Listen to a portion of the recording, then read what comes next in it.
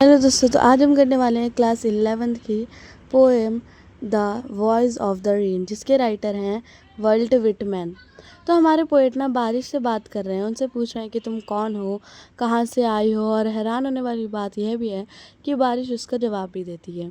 ठीक है, चलो यार देखते हैं कि बात कर रहे हैं बारिश में से। मैंने सॉफ्ट फॉलिंग सोवर से पूछा कि तुम कौन हो। सॉफ्ट फॉलिंग सोवर यानी कि रेन से मैंने पूछा कि तुम कौन हो। थाऊ का मतलब है यू।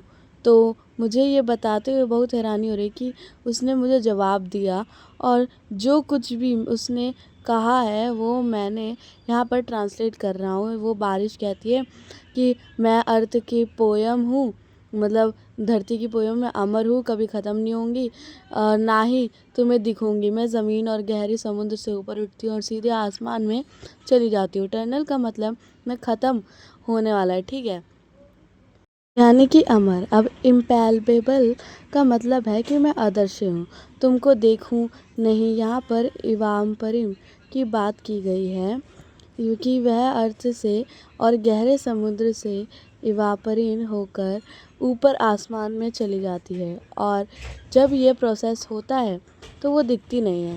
हेवन यानी कि स्काई, वो आसमान में जाती है।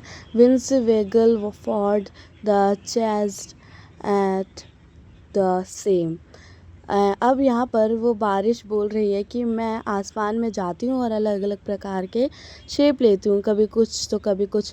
हालांकि मेरे शेप अलग अलग है, मेरा साइज़ अलग अलग है, लेकिन मैं हूँ एक ही। येट द सेम यानी कि मैं एक ही हूँ। मैं सेम हूँ, क्या हूँ, बारिश हूँ, ठीक है, हूँ मैं, ठीक है।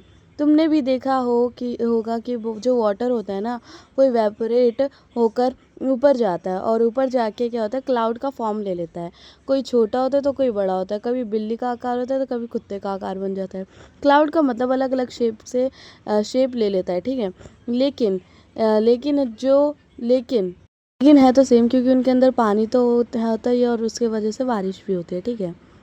यहाँ वेगली फॉर्म का मतलब है इनप्रॉपर्ट, यानी कि जिनकी शेप जो है परफेक्ट नहीं होती। कहीं मैं नीचे आती हूँ तो कभी कुछ हो जाती हूँ, कभी कुछ होता है, ठीक है।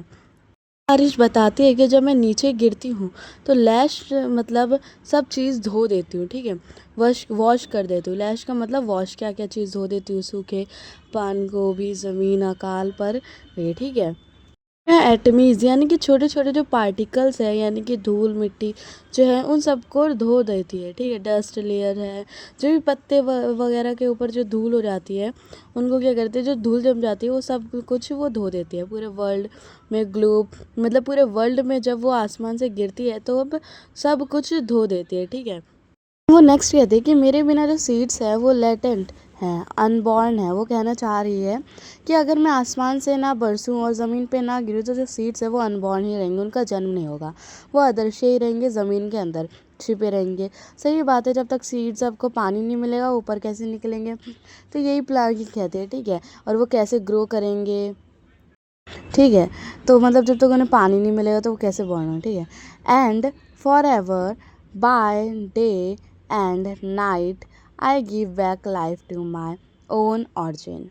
और हमेशा चाहे दिन हो रात हो, मैं वापस से अपनी ही ऑरिजिन को लाइफ देती हूँ। कहने का मतलब यह है कि बारिश जो है वो ज़मीन से ही निकलती है और वापस से ज़मीन पर ही गिर जाती है, को लाइफ प्रोवाइड, मतलब ज़मीन पर गिरकर ज़मीन को ही लाइफ प्रोवाइड करती है। जब बारिश गिरेगी तो ज़मीन सूख जाएगी, मतलब जब बारिश गिरेगी तो सूखी हुई ज़मीन पर फिर वो जो है फिर से जीवित हो जाएगी, ठीक है। और प्लांट्स में जो सीड्स होंगे वो अभी तक ग्रो किए हैं, और वो ग्रो करके पानी जब उनको मिलेगा तो उनके क्या लिए लाइफ मिल जाएगी, ठीक है। यानी कि धरती पर जो भी लिविंग थिंग्स हैं उन सबको वो क्या करती है, लाइफ देती है, ठीक है। फिर वो कहती है कि जब बारिश, मतलब वो जब वो बारिश गिरती है तो वो सबको शुद्ध और ब्यूटीफुल कर देती है, ठीक है। पेड़ के पत्ते हैं वो धुल जाते हैं, एकदम रिफ़्रेश हो जाते हैं, ब्यूटीफुल दिखते हैं। रेन ने आप अपने आप को डिस्क्राइब करके अब पोएट बताते हैं कि जैसे एक सॉन्ग्स या फिर कोई एक पोयम जो है वह अपने बर्थ प्लेस से निकलती है और पूरे ऑयल ओवर को द वर्ल्ड में घूमते हुए, ठीक है। तो घूमने के बाद ही भले ही वह किसी को अच्छे लगे या ना लगे, वह हमेशा ही एक प्यार रिटर्न करते हैं, यानी कि एक लव रिटर्न करते हैं जो उसके क्रिएटर हैं, यानी कि जो उसके म्यूजिशियन है, ठीक है।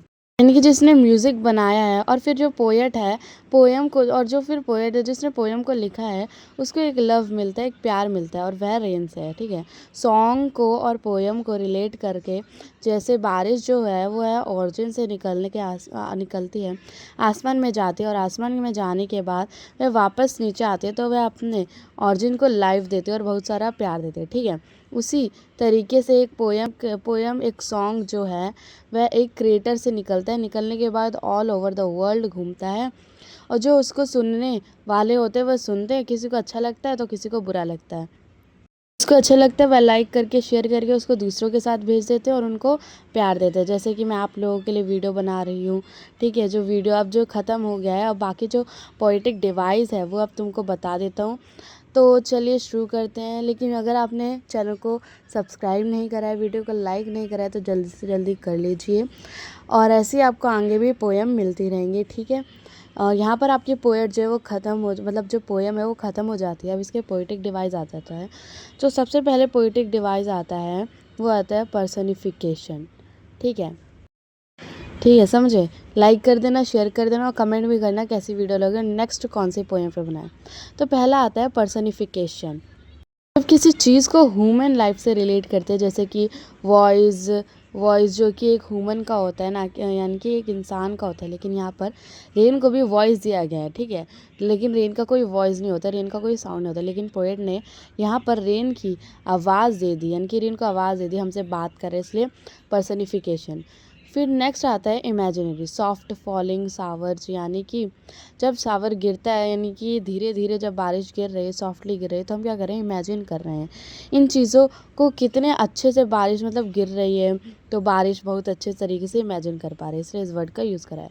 फिर तीसरा आता है हाइपरबॉल, यानी कि फिर तीसरा कौन सा आता है, हाइपरबॉल।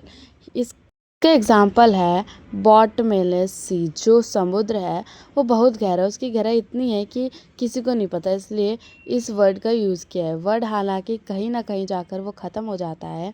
ठीक है, तो बॉटम होगा इस, लेकिन हमने इसे बॉटमलेस कह दिया है, यह दर्शाने के लिए वो बहुत गहरा है, हमने ये कह दिया है। किसी की तो कोई बॉटम है ही नहीं। ठीक है, एक्चुअली में जो बॉटम होता है ना यार, वो कहीं पर भी टच तो होता है। ठीक है, चौथा आता है मेटाफोर। इसका एग्जाम्पल है I am the poem of earth. यहाँ पर जो पोएम के अंदर है बारिश के कह रही है। ठीक है, अब प्लीज़ लाइक कर देना।